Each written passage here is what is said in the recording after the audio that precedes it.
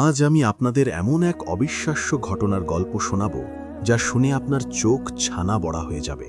এমন এক ব্যক্তির গল্প যিনি হবেন জান্নাতে প্রবেশকারী সর্বশেষ মানুষ। হ্যাঁ, একদম শেষ, সবার পরে।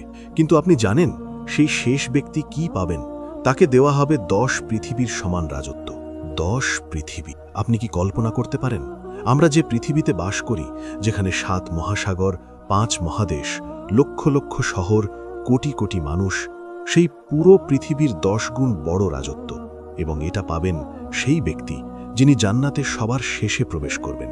তাহলে ভাবুন, যারা আগে প্রবেশ করবেন তারা কি পাবেন?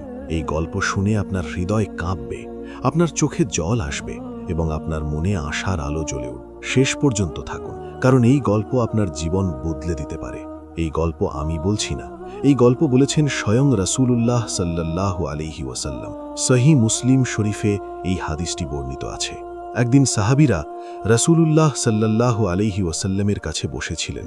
তিনি তাদের জান্নাতের কথা বলছিলেন, জান্নাতের সৌন্দর্য, জান্নাতের নেয়ামত, জান্নাতের অবিশ্বাস্য বিষয়গুলো। সাহাবীরা মন্ত্রমুগ্ধের মতো শুনছিলেন, তাদের চোখ জ্বলজ্বল করছে।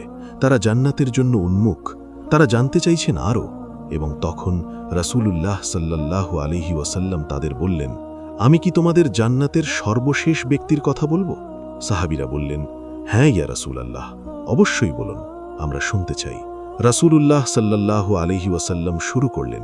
তিনি বললেন, জান্নাতে প্রবেশকারী সর্বশেষ ব্যক্তি হবেন এমন এক মানুষ যিনি জাহান্নাম থেকে বের হয়ে আসবেন।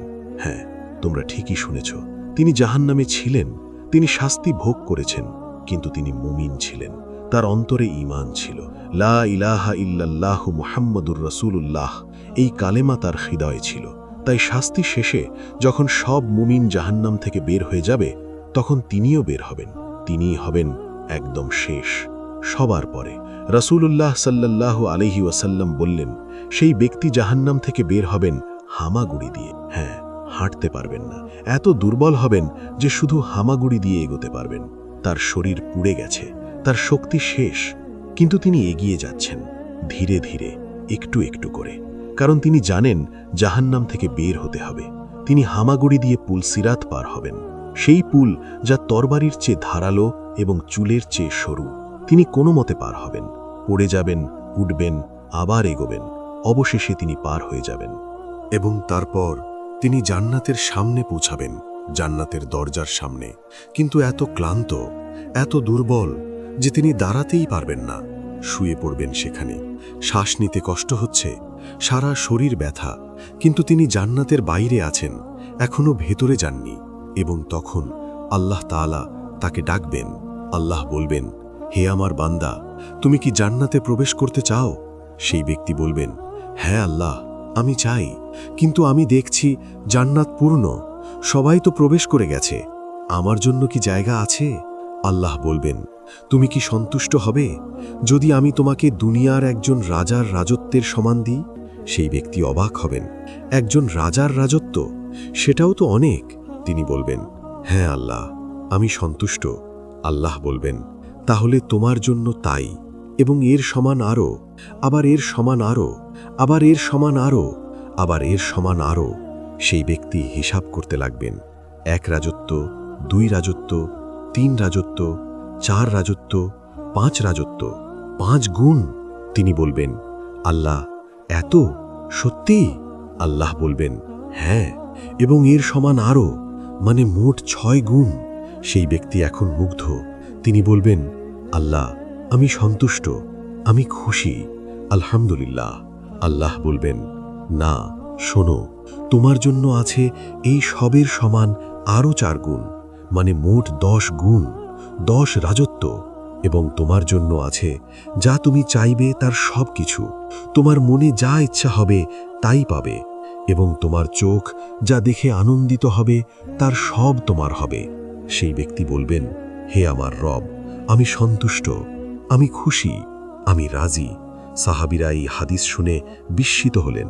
তারা জিজ্ঞেস করলেন, ইয়া রাসূলুল্লাহ, এটা কি সত্যিই জান্নাতের শেষ ব্যক্তির অবস্থা, যিনি সবার শেষে প্রবেশ করবেন?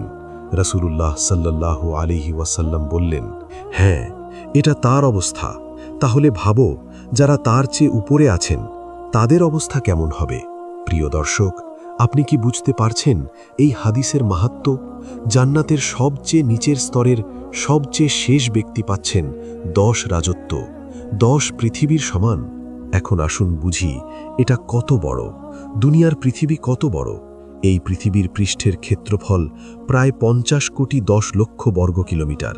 এর মধ্যে আছে 7 মহাসাগর, প্রশান্ত মহাসাগর, আটলান্টিক মহাসাগর, ভারত মহাসাগর, উত্তর মহাসাগর, দক্ষিণ মহাসাগর, আর্কটিক মহাসাগর। আছে 5 মহাদেশ: Asia, Africa, Europe, America, Australia. আছে অসংখ্য দেশ, 190টিরও বেশি দেশ।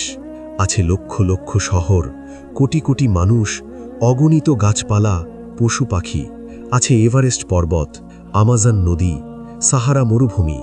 এই বিশাল পৃথিবী, এবং সেই শেষ জান্নাতি ব্যক্তি পাবেন এর 10 গুণ, 10টা পৃথিবী। আপনি কি কল্পনা করতে পারেন? মানুষ এই এক পৃথিবীতেই সব জায়গা ঘুরতে পারে না। আমাদের পুরো জীবন লাগবে শুধু এক পৃথিবী ঘুরতে, আর সেই ব্যক্তি পাবেন 10টা। এবং এটা শুধু জায়গা নয়, এটা রাজত্ব। মানে এই সব কিছু তার, সব তার অধীনে। তিনি মালিক, তিনি শাসক। কিন্তু জান্নাতের জায়গা কি দুনিয়ার মতো? না, জান্নাতের জায়গা আরও সুন্দর, আরও নিখুঁত, আরও অবিশ্বাস্য। রাসূলুল্লাহ সাল্লাল্লাহু আলাইহি ওয়াসাল্লাম বলেছেন, জান্নাতে এমন জিনিস আছে যা কোনো চোখ কখনো দেখেনি, কোনো কান কখনো শোনেনি, এবং কোনো মানুষের হৃদয় কখনো কল্পনা করেনি। আল্লাহ তাআলা কোরআনে বলেছেন, কেউ জানে না তাদের জন্য কি লুকিয়ে রাখা হয়েছে চোখ জোড়ানো নেয়ামত। তাহলে ভাবুন, 10 পৃথিবীর সমান জান্নাতি জায়গা মানে কি? সেখানে কি কি থাকবে? সেখানে থাকবে প্রাসাদ, এমন প্রাসাদ যার সৌন্দর্য বর্ণনা করা অসম্ভব। মুক্তা দিয়ে তৈরি প্রাসাদ, সোনা এবং রূপা দিয়ে সাজানো, হীরা মণিমুক্তা খচিত দেয়াল, এমন চকচকে যে দেখলে চোখ ধাঁধিয়ে যায়। এবং এই প্রাসাদ এত বিশাল যে তার ভেতর দিয়ে ঘুরতে ঘুরতে ক্লান্ত হয়ে যাবেন না। প্রতিটি ঘর একটি আলাদা জগৎ, প্রতিটি কক্ষ একটি নতুন বিস্ময়। সেই প্রাসাদের চারপাশে থাকবে বাগান, এমন বাগান যেখানে নদী বয়ে যাচ্ছে। কিন্তু এই নদী দুনিয়ার নদীর মতো নয়। এখানে 4 ধরনের নদী।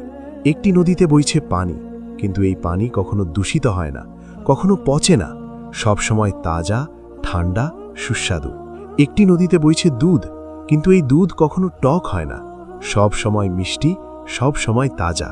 একটি নদীতে বইছে মধু, কিন্তু এই মধু পরিষ্কার, স্বচ্ছ, সুস্বাদু, কোনো মোম নেই, কোনো অপবিত্রতা নেই। একটি নদীতে বইছে শরাব, কিন্তু এই শরাব দুনিয়ার শরাবের মতো নয়। এটা পান করলে মাথা ঘোরে না, নেশা হয় না, শুধু আনন্দ হয়, শুধু স্বাদ। এই নদীগুলো বয়ে যাচ্ছে সেই বাগানের মধ্য দিয়ে, আর বাগানে আছে গাছ, এমন গাছ যার ছায়া এত বড় যে একজন ঘোড়াসওয়ার 100 বছর ধরে ছুটে গেলেও সেই ছায়া শেষ হবে না।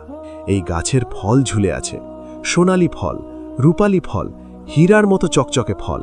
এবং এই ফল যখন ইচ্ছা তুলে খাওয়া যায়। শুধু হাত বাড়ালেই ফলের ডাল নিচে নেমে আসে, খেয়ে নিন, তারপর ডাল আবার উপরে চলে যায়। সেই বাগানে আছে হুর, জান্নাতের নারী, এমন সুন্দরী যে তাদের সৌন্দর্য বর্ণনা করা অসম্ভব। রাসূলুল্লাহ সাল্লাল্লাহু আলাইহি ওয়াসাল্লাম বলেছেন, যদি জান্নাতের একজন হুর দুনিয়ার দিকে তাকায়, তাহলে তার সৌন্দর্যের আলোতে পুরো পৃথিবী আলোকিত হয়ে যাবে। তাদের চামড়া এত স্বচ্ছ যে তাদের পায়ের গোড়ালির ভেতরের হাড়ের মজ্জা বাইরে থেকে দেখা যায়। তাদের চুল এত সুন্দর যে রেশম সুতার চেয়েও নরম। তাদের চোখ এত বড় এবং সুন্দর যে হরিণের চোখের মতো। এবং এই হুররা জান্নাতি পুরুষদের স্ত্রী হবে। তারা কখনো রাগ করে না, কখনো ঝগড়া করে না, সব সময় হাসি খুশি, সব সময় ভালোবাসা দেয়। এবং প্রতিটি জান্নাতি পুরুষ পাবেন অসংখ্য হুর। কেউ পাবেন 70 জন, কেউ পাবেন আরও বেশি। এবং দুনিয়ার স্ত্রী যদি নেক হয়, মুমিনা হয়, তাহলে তিনিও জান্নাতে থাকবেন, এবং তিনি হবেন সব হুরের চেয়ে সুন্দর, কারণ তিনি দুনিয়ায় ইবাদত করেছেন। সেই জান্নাতে আছে খাবার, এমন খাবার যার স্বাদ কল্পনা করা যায় না। আপনি যা চাইবেন তাই পাবেন। মনে মনে ভাবলেন, আমি এখন মাছ খাবো, সাথে সাথে সামনে এসে যাবে সোনার থালায় সাজানো মাছ, এমন মাছ যা দুনিয়ায় কখনো দেখেননি। রান্না করা, কিন্তু কোনো কাঁটা নেই, শুধু নরম মাংস। স্বাদ এত যে খেয়ে শেষ করতে পারবেন না। কিন্তু আশ্চর্য হলো, জান্নাতে কখনো পেট ভরে না, মানে খেতে খেতে যাবেন কিন্তু পেট ভর্তি হবে না, সব সময় খাওয়ার আনন্দ পাবেন। এবং জান্নাতে কোনো বর্জ্য নেই, মানে খাবার খেলেন কিন্তু টয়লেট যেতে হয় না, সব খাবার শক্তিতে রূপান্তরিত হয় এবং যেটা বের হয় সেটা হলো ঘাম, কিন্তু সেই ঘামের সুগন্ধ মিশকের মতো। এবং ঘাম হওয়ার পর পেট আবার খালি অনুভব হয়, যাতে আবার খেতে পারেন। সেই জান্নাতে আছে পোশাক, এমন পোশাক যা সিল্কের চেয়েও নরম, সবুজ রেশম, হলুদ রেশম, রক্তিম রেশম, সোনা এবং রূপা দিয়ে সেলাই করা, মুক্তা এবং হীরা দিয়ে সাজানো। এবং এই পোশাক কখনো ময়লা হয় না, কখনো পুরনো হয় না, সব সময় নতুন, সব সময় সুন্দর, এবং যখন ইচ্ছা পরিবর্তন করতে পারবেন। মনে মনে ভাবলেন, আমি এখন লাল রঙের পোশাক চাই, সাথে সাথে আপনার পোশাক লাল হয়ে যাবে। এবং জান্নাতীদের মাথায় থাকবে মুকুট, সোনার মুকুট, হীরা এবং মুক্তা দিয়ে সাজানো, এমন চকচকে যে দূর থেকে দেখা যায়। এবং এই মুকুট পরিধান করা মানে আপনি রাজা, আপনি শাসক, আপনার রাজত্ব। সেই জান্নাতে আছে সেবক, এমন সেবক যারা সব সময় আপনার সেবা করবে। রাসূলুল্লাহ সাল্লাল্লাহু আলাইহি ওয়াসাল্লাম বলেছেন, জান্নাতি ব্যক্তির সেবায় থাকবে 10,000 সেবক। প্রতিটি সেবকের হাতে থাকবে একটি সোনার থালা এবং একটি রূপার থালা। এবং এই সেবকরা এত সুন্দর যে তাদের দেখলে মনে হবে মুক্তার মতো। তারা এদিক সেদিক দৌড়াদৌড়ি করবে আপনার সেবায়, আপনি যা চাইবেন তাই নিয়ে আসবে। এবং তারা কখনো ক্লান্ত হয় না, সব সময় খুশি, সব সময় আপনার সেবা করতে আগ্রহী। এবং মজার ব্যাপার হলো, যখন তারা এদিক সেদিক যাচ্ছে তখন মনে হয় যেন মুক্তা ছড়িয়ে আছে, এত সুন্দর তাদের চেহারা। এবং জান্নাতে কোনো কষ্ট নেই, কোনো রোগ নেই, কোনো বুড়ো হওয়া নেই। সবাই থাকবে 33 বছর বয়সী যুবকের মতো, সুস্থ, শক্তিশালী, সুন্দর। কোনো চুল পড়ে না, কোনো দাঁত নষ্ট হয় না, কোনো চোখ ঝাপসা হয় না, সব সময় পারফেক্ট, সব সময় যুবক। এবং উচ্চতা হবে আদম আলাইহিসসালামের মতো। রাসূলুল্লাহ সাল্লাল্লাহু আলাইহি ওয়াসাল্লাম বলেছেন, আদম আলাইহিসসালাম ছিলেন 60 হাত লম্বা, প্রায় 30 মিটার। এবং জান্নাতে সবাই সেই উচ্চতার হবে, লম্বা, শক্তিশালী, সুন্দর।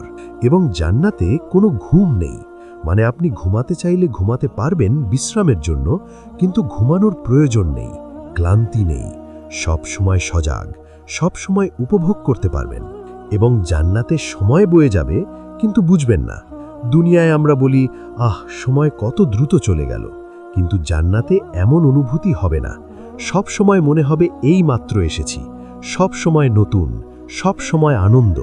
এবং জান্নাতে কোনো ঝগড়া নেই, কোনো রাগ নেই, কোনো ঈর্ষা নেই, সবাই সবাইকে ভালোবাসে, সবাই বন্ধু। আল্লাহ তাআলা বলেছেন, আমি তাদের হৃদয় থেকে সব হিংসা এবং বিদ্বেষ বের করে দেব। তারা ভাই ভাইয়ের মতো হবে, মুখোমুখি বসবে সিংহাসনে, কথা বলবে, হাসবে, আনন্দ করবে, এবং কখনো একে অপরের প্রতি খারাপ চিন্তা আসবে না। এবং সবচেয়ে বড় নেয়ামত হবে আল্লাহকে দেখা। হ্যাঁ, জান্নাতে মুমিনরা আল্লাহকে দেখতে পাবেন। এটা হবে সবচেয়ে বড় পুরস্কার, সবচেয়ে বড় আনন্দ। আল্লাহ তাআলা কোরআনে বলেছেন, সেদিন কিছু মুখমণ্ডল হবে উজ্জ্বল, তাদের রবের দিকে তাকিয়ে থাকবে। রাসূলুল্লাহ সাল্লাল্লাহু আলাইহি ওয়াসাল্লাম বলেছেন, জান্নাতীরা আল্লাহকে দেখবেন যেমন তোমরা পূর্ণিমার চাঁদ দেখো। কোনো সন্দেহ থাকবে না, কোনো অস্পষ্টতা থাকবে না, স্পষ্ট, পরিষ্কার।